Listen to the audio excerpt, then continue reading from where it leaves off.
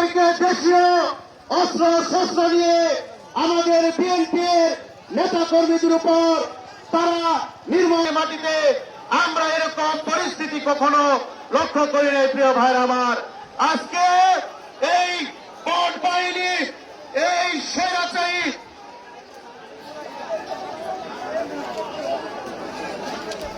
সম্মানিত নেতৃবৃন্দ, আমাদের নেতা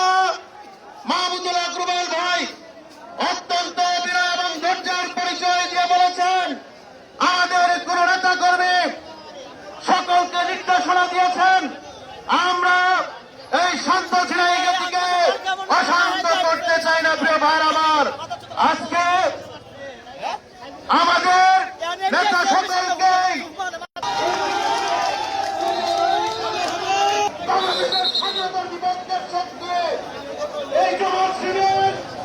শেখ শেরপুর নকলা নালিতাবাড়ি শিবটি থেকে তারা অত যুগে